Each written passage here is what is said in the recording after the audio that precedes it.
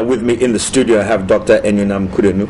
She is a lecturer and an HR consultant. And we also have our very own TV3's Emmanuel Yanka, who's a makeup artist. Good morning to you, Ima. Good morning, Ben. All right. I'm going to ask you this first, Doc. Do these stereotypes still exist? Because I look around and I think things have changed. They haven't really changed in the minds of people. Okay. Because stereotype is a perceptual problem. Okay. And perception comes about based on our worldview, how we see reality. Okay. And based on and it also how we see reality based on our attitudes, our values, and the way we view the world through our own window panes, which most often are not as wide as we think. Yes. So at the end of the day, stereotyping as one of the problems in perception. You know, people, you see both sexes in certain jobs. However, the other one that dominates still in the mind, since it has to do with attitude, it's a psychological thing. So at the end of the day, it's still there. It's still there. It's still there, and the battle goes on. That's why, you know, certain, for instance, when you come to the female, you know, the agenda, when you come to the female listening, they even in organizations, in corporations, they at a certain level they get to the glass ceiling. And then they can't go any further. They can't go any further. Okay, I'm going to ask you this, Ima, because obviously you're a man and you're working in a field typically that they would say is a woman's field, makeup artist. What are some of the challenges you've been through in you being a man in that industry?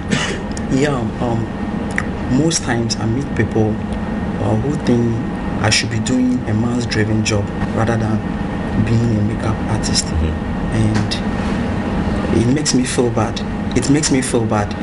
Because I believe every workspace, if you really commit yourself and do it well, it really pays. Yeah. Right. So it doesn't matter which gender you are, so long as you like what you're doing. That should be the bottom line.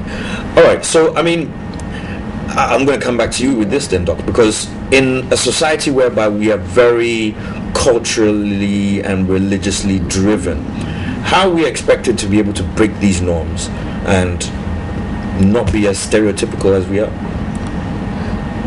The first one would be sensitization.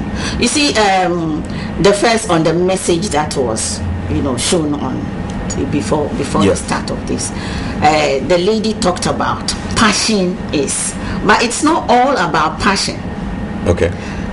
Passion without knowledge, without skills, without experience is fanaticism. Okay. So you need the competence, the ability to do the work. Not just passion. If you are passionate and you do not have what it takes to do the job, then it's fanatism. Okay. So it's important for us to appreciate the fact that if the person has the competence, the skills, the know-how and ability, that's the energy, the strength to be able to do the job, let the person do it. Because stereotyping leads to inaccurate decisions, methods used in doing things. Okay, I'm going to stop you for 1 second. Okay. We're going to continue with this. Okay. But now, we have ladies who are out there who, I mean, I consider Nanaba and Bridget Otu as some of the strongest women that I know. They're very, you know, energetic. They're, when it comes to, you know, dealing with situations, they're very, you know, they can stand their ground. However, they refuse to change car tires because they say it's not a woman's job, it's a man's job. You remember I told you that it's a perceptual problem. Right. It has to do with attitude. It has to do with our mental. You know, psychologists have done a lot of research on stereotyping. Yeah. We have the, you know, ego stereotyping and in-group or intergroup stereotyping. So it has a lot to do with how people think, perception. They perceive things. Okay, so this one is so. It's not that they do not have what it takes to do it, but because of their interpretation of their view about what reality means. Okay. The way they interpret reality. That's the issue. That is the issue. That is what makes them behave in that way. Okay, now Emma, I'm going to ask you, a similar question to first, because before you became a makeup artist, I'm sure there were other things that your friends, your parents had suggested to you. And so what made you choose being a makeup artist? I got inspired by watching male makeup artists in American popular shows like Taliban shows, right, and behind scenes of music videos and movies. Like seeing the guys working, I just admired the act and decided to pursue the career. Okay, but I'm sure a lot of people also came to you and said, don't do it. It's a woman's thing. What did you say to them when they said? I don't listen to people. I'm a kind of guy. I don't listen to people. I just follow my heart. Okay. Yeah. All right. Now back to you, Doc. In you being an HR practitioner as well, what do you advise companies to do when it comes to a situation whereby you have, let's say, a lucrative position, mid-level, we're not going to say CEO or anything like that, mid-level, and you have both males and females looking for the job.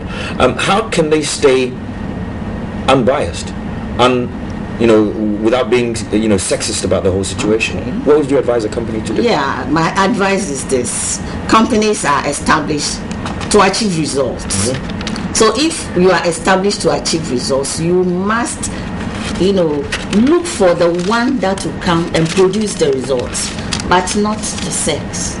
Because in these days, gradually, it's becoming, a fact that ladies are even more, they are better leaders than males. Okay. It's been proven that females are becoming better leaders. They are better leaders than males. Okay, so now if there's a position, an opening, and you are looking for results, there is a job specification, the qualification that meets that position. Okay. There are certain competencies that you want we want in the one that is supposed to occupy that position. That is what you should look out for. So it is important for organizations to be objective. To be objective when selecting the right person to occupy the position, and not stereotype. Stereotyping comes in diverse ways, not only gender, but it even happens when it comes to age differences. Yes. And then tribe differences. Okay, somebody prefers his relatives. He prefers, especially our entrepreneur, our entrepreneurs, for instance. You have a business. Instead of employing the right person that has the qualification to produce the results, to keep the business growing, and producing results, they end up putting in people who do not have what it takes. So it's important to be objective when selecting.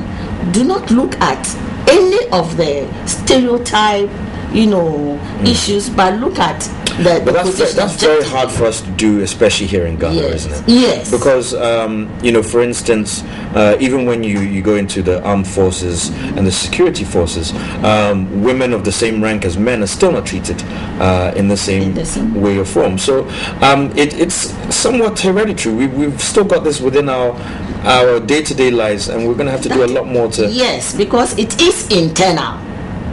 It is internal. You see, what we have is what we take into the organizations. The way we think, our perceptions, what we see as our realities, the way we interpret reality is what we carry. That's the whole baggage of the individual that is taken there. So if the person is in a position and has to make decisions, the decisions are influenced by the way the person perceives, the way the person's window pane. Because most of these stereotypes and perceptions have come from the fact that women are known to be more maternal and loving and emotional.